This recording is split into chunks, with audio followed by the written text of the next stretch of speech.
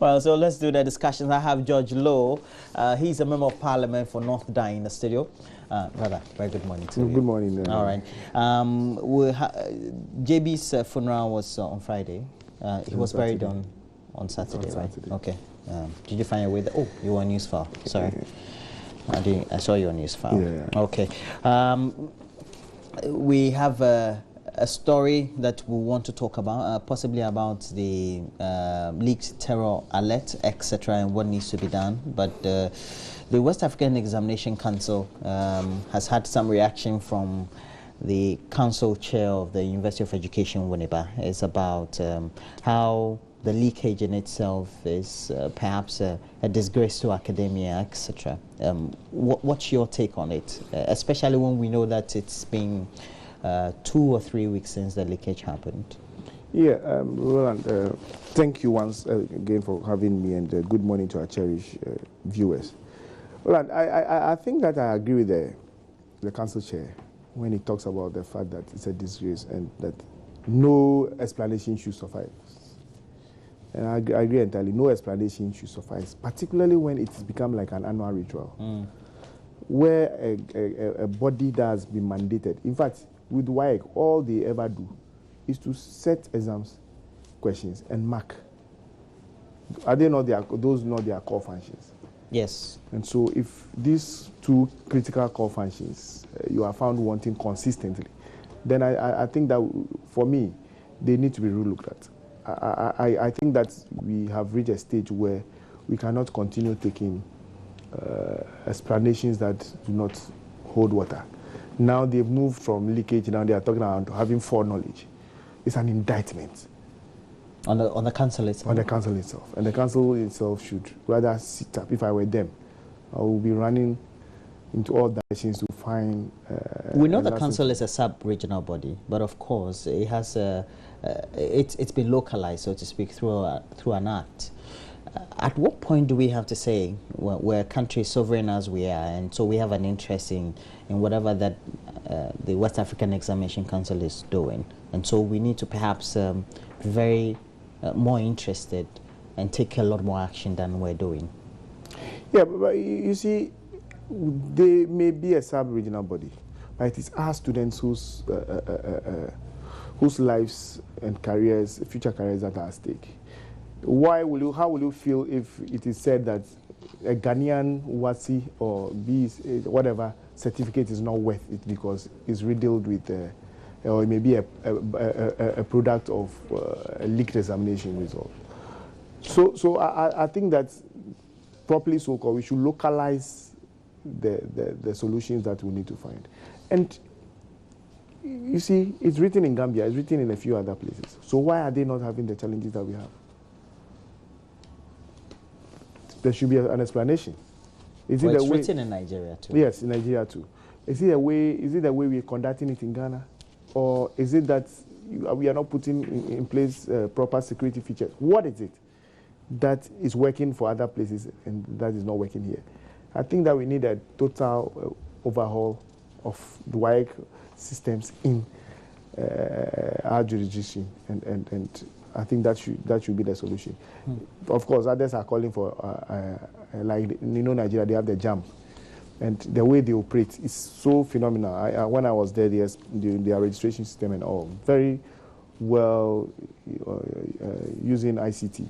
Maybe we should start deploying ICT here in our examinations as well. Or maybe, as people are suggesting, there should be a rival examination body. If they conduct their examination well, why it could be forced on you? But I also ask the question, we have ICA, even ICA Ghana. We have ACCA who write their exams here. How many times have you heard that ACCA or ICSA or all those professional exams are leaked?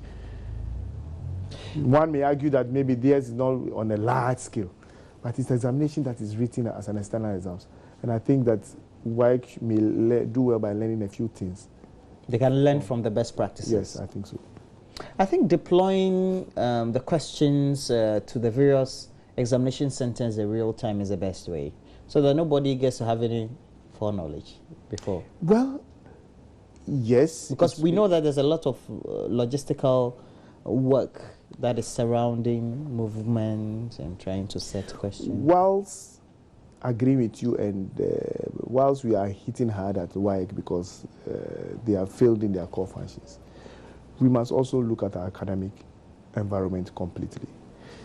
What is it that is even making the children and parents struggling to get foreknowledge or whatever anybody wants to call it? What do you think it is? It's because it's because we've made the whole thing so book competitive. So why people want their children to go to university? And so the criteria is you have to get so many 24 and better. And then because of the placement too. And then also, I still think that I think that students are possibly doing too much. They are possibly doing too much, because at a time when we had all this old system where we even took a lot more time with sports and craft and science and all that. I don't think that we just to broaden your knowledge. Yes, but now the pressure is so much on students, and they become confused. With a little time. Yeah, they become confused at the end of the day. How many papers did you write for your A levels? I think 3? 9 or so. 9. O level, yeah, 9. No, A levels. A level 3. 3. But 3 in like 9, because you had your paper 1, paper 2, paper 1, paper. Those of all the jog had paper 1, paper 2, paper 3, and things like that. So, but the volume of work you had to do was quite, voluminous too. But what I'm saying is that you would have been prepared even from the O level to go to the A level. Now they've cramped all that within a short period of time, and all these things make the student apprehensive. Now it's also beginning to look like no university, no future for you. So everybody wants to get in there. All these things must be looked at. It's good that government is going in technical universities and putting a lot more premium on technical education and things like that. We've upgraded our teacher training colleges to tertiary institutions and all the other things that are happening. But within those happenings, we must also learn to ease the pressure a bit on students. Have you seen the front page of the Daily Graphic? You have not? Yeah, I saw it. It's a feature there written by one Kobi Asma. Yeah. And who is my friend? Me too. One of my mentors in journalism too. And I know that you've been around media for a long time, so you know many of us. And the narrative is about whether it's still going to be MPP or NDC as usual, or the Nkrumah's parties will emerge the third force. But we also know that it's as if we're setting the tone for the election in itself. I keep saying that 4 years ago, 8 years ago, 12 years ago, this time in April, we're as busy as we can be, because we almost just started it, but you don't get to see it. You don't get to get that vibe on the street, etc.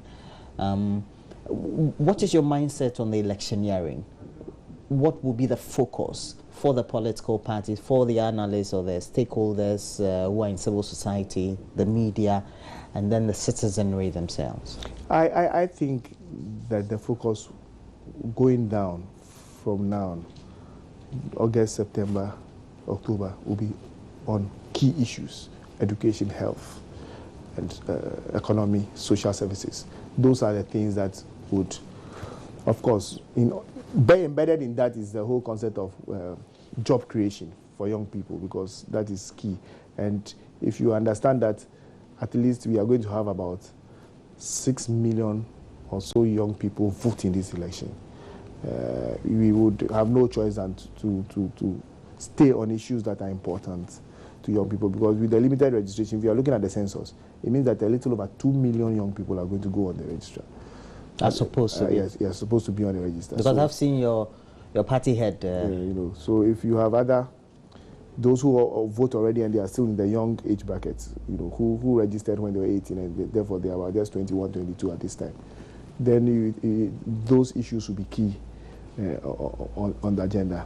And that is what we are all looking at. Your political party, the NDC, published the Green Book. I think it's supposed to be a volume 2 of the works of the John Mahama-led administration. The criticism from the other side, and I believe even from the business community, is that there's not been a sharp focus on perhaps prepping the economy, or perhaps also developing the economy in such a way that the variables will be conducive enough for businesses to thrive. What do you make of that level of argument? Because you keep saying you have a lot more investment in infrastructure, social, some level of recurrent expenditure on your budget, etc. Yeah, but question is, what drives an economy? Various variables. Investment in infrastructure is one. In fact, without an infrastructure, there's no environment for any business to strive. We put a lot of premium on energy, focus on trying to resolve as much as possible the energy crisis, access to roads, expansion of ICT to the rural areas, and things like that. All these things are pillars that would become the bedrock on which businesses would thrive. The economy, people may be looking at just raw figures, but the economy is an intangible. You understand? So that is not something we can even put in the green book. If we put economy of scale and we put all these diagrams on the variables, people will not see. Even those very few people will understand. Projects are things you can see, so we are focused on the investment that we made in intangible projects that people can see wherever they go. But I don't think that it's entirely true that we are not doing a lot on the economic front. Embedded in those programs are job creation, value for money, environments for business to strive, and then expansion of the business environment is of course, if you take the business outsourcing program that they are building, it's going to create so many jobs. It's going to also give people a lot of job opportunities. We've recently passed a law with ICH, which is supposed to bring a lot of business to the local ICT guys, you know, and a lot of other things that we are doing. All these things are supposed to converge at a point and make the economy grow. But even as you sit, we must agree that the economy is not growing in the negative. We are doing, the fundamentals show that we are on the right track. Well, true, but some fundamental sectors of the economy, which are critical for, you say, job creation and also making sure that the private sector gets the needed boost. For example, agriculture didn't do well in the last financial year. Well, agriculture didn't do as well as we would have wanted. But I think that's fairly good. Agri did fairly good, but it didn't do as well as we would have wanted. We would have been happier if Agri was going at 8%, 10%, where we have food surplus all over the place. We export some and there will be enough. That is what we all want, ideally. But don't forget that we still haven't mechanized agriculture at the level that we want. Now tractors and things are rolling in and things like that. But, you know, it's not a one-day journey. We will get there, and we are steadily on the path. The other criticism from your opponents, but particularly also for your critics, is that the infrastructure is critical, but sometimes the constant display of that type of infrastructure also tends to belittle the level of investment that is needed. So, and also tends to belittle the quantum or volume of what has been borrowed by government into the various investment, and what the government is also telling the public about what level of infrastructure has been made. Well, I find that very interesting when I hear people talk about that, because why? The facts are all there for everybody to see. Well, they've quantified the project in the Green Book, for example. Yeah, but by whose figures? These are not figures you can sit in the comfort of your room and decide that this building should cost 200. This building, a lot of people don't even understand what goes on in these things, and they are just talking about things they've borrowed so much we don't see. But that argument for me is not new.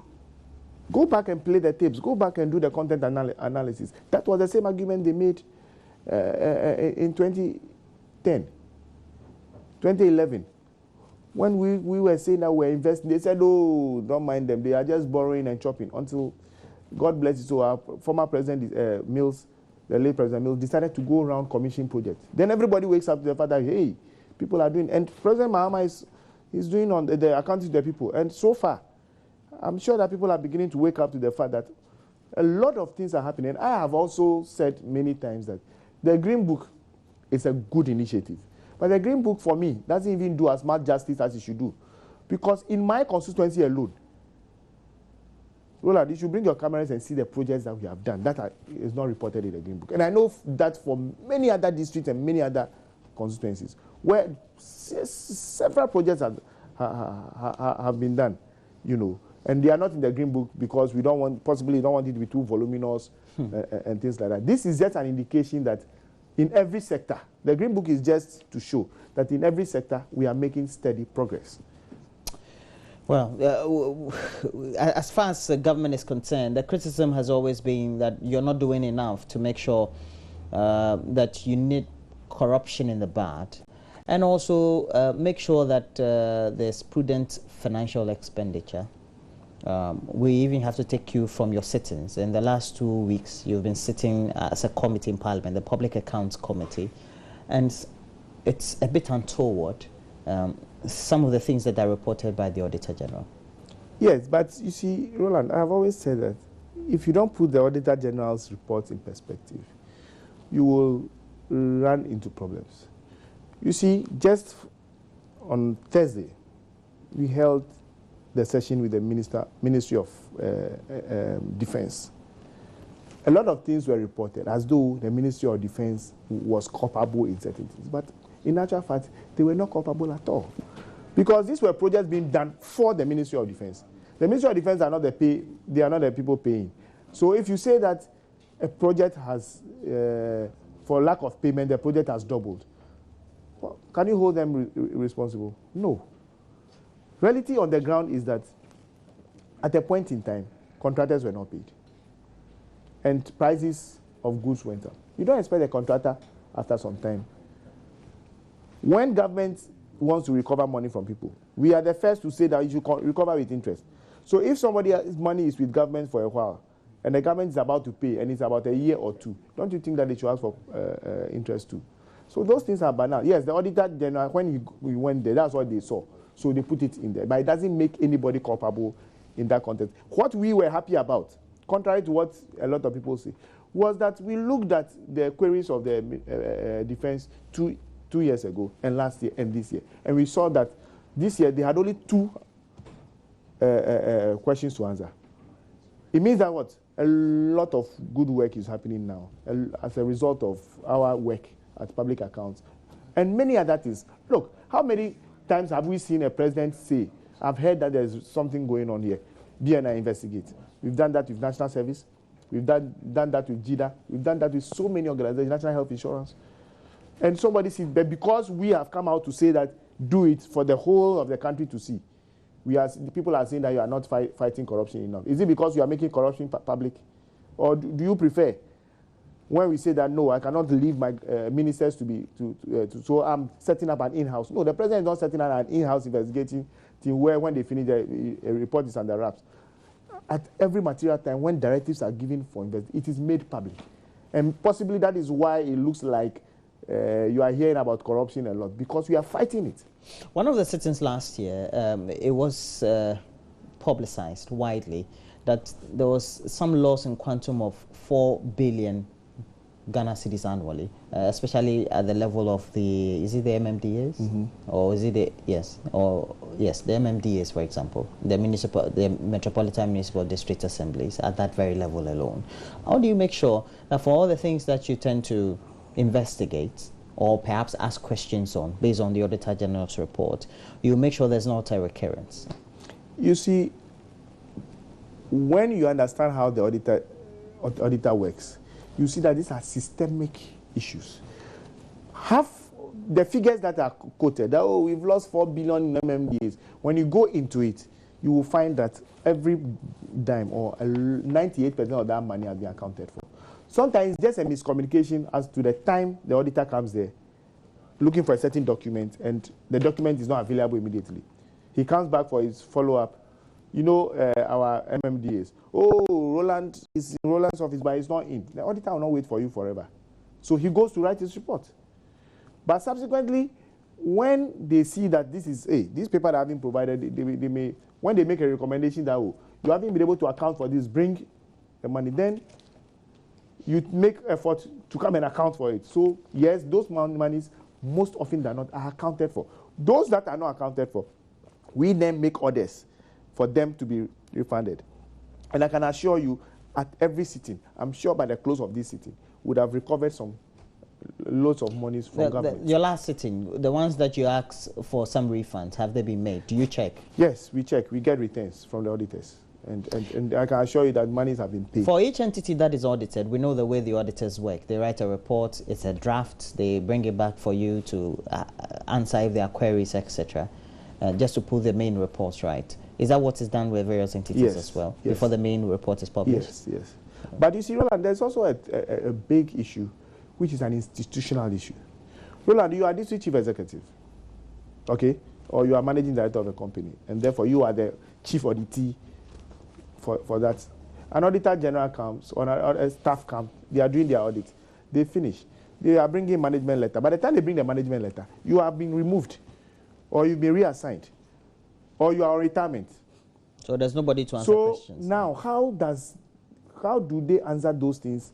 But it's an institution. So it's an institution, but that's what I'm saying, that sometimes those are the institutional challenges that we have. Even people appearing before the committee. They are not directly answerable to because somebody just will tell you, I just came 2 weeks ago to post, so I'm now studying whatever report that has been given me. Somebody says, oh, the man here who was the accountant for whose queries have been raised is on retirement. He's taking his benefit, he's gone. People have died. It is because the period between the auditing and the period between the report sometimes is 2 years. In fact, I would take pride in the fact that when we came this year, session, one of the things that I particularly kept pushing for is that we are possibly can do 3-4 auditors reports. At first, they used to do just one for each year. But this year, you see that we do 2011, 2012, 2013. It's because we want to get as close in proximity as possible. So if we are doing 2014 even in 2013, then you know that it's likely that Roland, who was at post when the auditing was done, can come and answer questions. So you haven't done 2014 yet? No, we haven't done 2014. That means when are you going to 2014? That'll be the next step. It's possible that it's the next parliament that will handle 2014, if because 2014, you know, the reports are late at after 6 months. As a member of the committee, and when you do your discussions, and I know sometimes you do in-house. Yes. Yeah. Which are some of the you think are unpardonable mistakes or perhaps offences that are committed by, if they are public officials or offices or entities, that you think are so much unpardonable? In actual fact, surprisingly, that runs across. Yes, surprisingly, we think that one of the things that these days we want to make unpardonable are procurement lapses. We think that we want to focus on procurement lapses because most of the things, if you follow through, will be a result of a procurement issue. They are not following the Procurement Act. And that for us is a great source of worry. So we are going to, in our recommendations, we are going to insist that, procurement offenses should be punished. They should be given the highest punishment, which is imprisonment. Because it is one of the areas where we lose money a lot. Not simply because somebody has chopped money. But if you don't go through the proper procurement process or procedure, what happens is that something you could have gotten for 500 Ghana, you may get it for 1,500. Because you haven't got the benefit of other quotations. You understand? But if I know that you are supplying me your handkerchief, and I say, I need handkerchief, say, I have some, how much? One is 700 Ghana, because you think that I am a government institution and therefore whatever but if maybe I'd look for 4 other people, somebody will say 2.5. Somebody will say, I can do it for 50 cedis. Then you are saving the state some money. Once you ensure that quality is your guiding principle, you don't have a problem. So procurement is key. And when you take major projects, you can imagine how much we lose,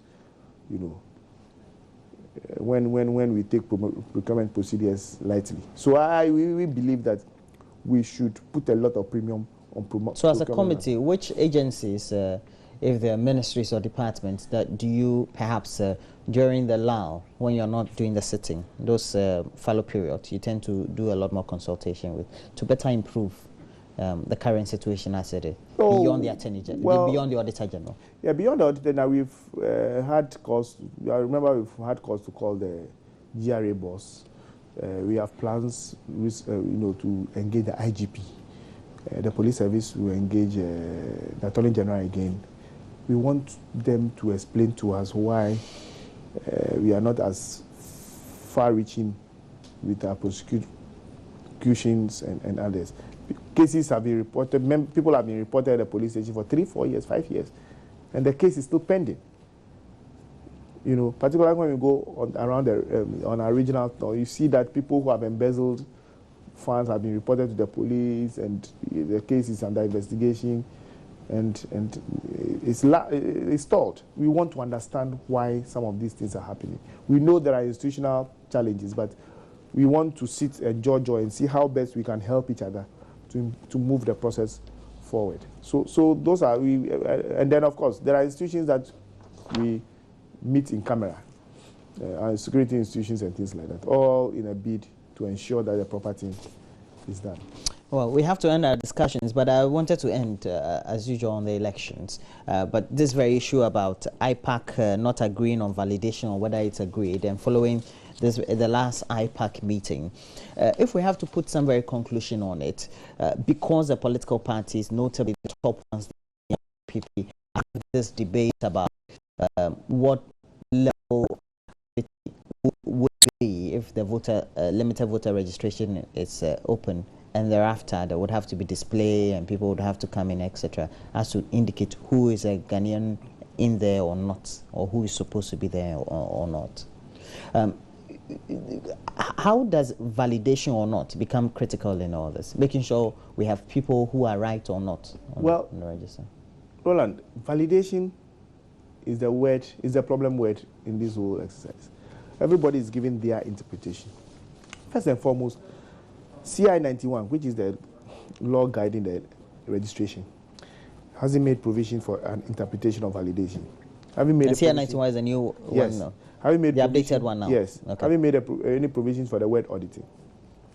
What it does, though, is it explains what exhibition is. Roland, it's very basic. Call it an audit, call it a validation.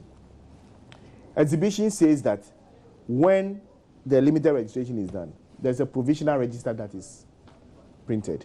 Now, it is exhibited at various points. Hopefully, now, for a longer period than it used to be. Roland, you are supposed to go there and say, I am Roland so and so. I want to come and check if my name is in the register. Oh, Roland, yes, your name is in the register. Then you can also say that, oh, but my mother, who I registered with last year, this is her card. She's passed on. So I want her name to be taken out. Oh, we found that in the register. He's a minor. This is his birth certificate. He's not 18. Some way, somehow, he got his name there. Can you please expunge his name from the register? Those are the things that you can do. I believe that if you even went and said, Roland, you are not Ghanaian, this worker name, we don't have it in Amfrega, so don't come there. I have evidence that Roland is a citizen of Afghanistan. So here is he hasn't, what is it called? He hasn't denounced his citizenship. He's just pretending. So he's not a Ghanaian, so take his name out. Those will be allowed. If they don't agree, you can go to court. But what I understand, let my vote count people to be saying, is that, when we've done all this thing, anybody whose name is there and who hasn't come to register, take his name out. Because the people who have come are the ones who have validated their names. The others have not validated their names, so they are not valid to vote. I think that is too simplistic an explanation. Roland, the fundamental human right, voting is a fundamental human right. It's a universal adult suffrage. You cannot, by law per se, say that a certain segment of population should not vote. You remember that in the year 2000, when we were going to vote, then the issue of people without pictures on their ID card arose. Dr. Bobeda Sama went to court, the Supreme Court, and won. That everybody, once you have a voter's ID card, once you are registered, should be allowed to vote. And that is the principle. Once your name is in the register and it hasn't been taken out, on the day of registration, you are supposed to vote in the certified register. The same way, if your name is not in the certified register, nothing will make you vote. You will not be eligible to vote. So for me, validation doesn't necessarily mean that take people's names out. Validation means that there should be an opportunity for people to go and ensure that their names are really in the register. And also to ensure that, oh, those whose names should not be in the register by virtue of death and other things that they can prove logically are taken out of the register. Well, but Mr. Lowe, for example, there's a front-page story that's purporting or speculating that allegedly the NDC is mobilizing minors in, I think, consistency somewhere in the Volta in North also to register minors. And we know that it's an accusation that has cut across both the political divides. At the end of the day, the various stakeholders, the Electoral Commission, you, the political parties, civil society, and even the media do agree that there are minors on the register, or were minors at the time that they were registered. Now, we've come to the point where we all agree that they shouldn't be on the register, but they are on. But right now, they are legitimate people on the register. How do we make sure that, one, they got there illegally and so need to be expunged, and two, as we're going for a limited one, we don't find them on the register again? But Roland, very simple. Who is a minor? Somebody who hasn't reached the age. How did the minors get on the register? Well, they went to the polling station. When they were doing the registration. They were taken there by. When they were doing the registration, EC officials were sitting at the polling station. Political parties had representatives. Well, we're supposed to. No, they had representatives there. Or in the narrative, they had. When Kofi is coming to register, because it's done at an electoral area, we know each other. Kofi, you know. You are an NPP person. You know that Kofi cannot be 15 because Kofi was born at the same time that your son was born. Your son is 13, so Kofi cannot be 18. And yet you allowed Kofi to come and register. Because you're also being given as that if you don't want Kofi to register, or you think that Kofi shouldn't register, there is a challenge for. Did they go through that process? That is the only way we can prevent minors from the register. By facial look or size, I beg you, in this country, no. Because we know people who are 30 and they are like this. You know people who are smallish and you think that they are. We all know people have their. Look, I hear people have football age. They have political age. They have. In fact, I was shocked when I learned that people even have parliamentary age. Yeah, civil servants. Civil servants age. I know of a story where twins entered the civil service the same day, and one was 7 years younger than the other, twins, and all these things. But it's a matter of evidence. So if you can prove that the guy is a minor, nobody will put him on the register. Okay, so but Afarijan in the last election brought some pictures and said, these photographs, look at them, they look like minors. Is it enough proof for me to take them out of the register? No. What if you do and he went to court to prove that he was 18 and in actual fact he comes to prove that he was 18? You see, lactogen babies are there, Agbelkakulo eaters are there. Those of us who grew up in the village went to school with roasted corn in our pockets. Maybe we don't grow like the people who went to school with Celac. So if you want to use size and face and things like that, Roland, I'm sure if you told somebody you were now 21, they may believe you. But somebody too may be taller than you and may not yet even be my age. Your age. So I think that bottom line is that when we want to do these challenges, they should be based on evidence and not just because looking at Roland, how can he be 18? It won't help us. So now that we're going to have limited registration, what does it mean? You, the political parties, are going to police it? Everybody has to be vigilant. Has to be. Yeah, vigilance is the word. Has to be. Yes, vigilance is the word. Okay. Anyway, thanks for joining me this morning. George Lowe is a member of Parliament for North Dai. He's been helping me do the discussions on AM Talk this morning. We're taking a break. When we come back, we're going to have entertainment. Do stay on.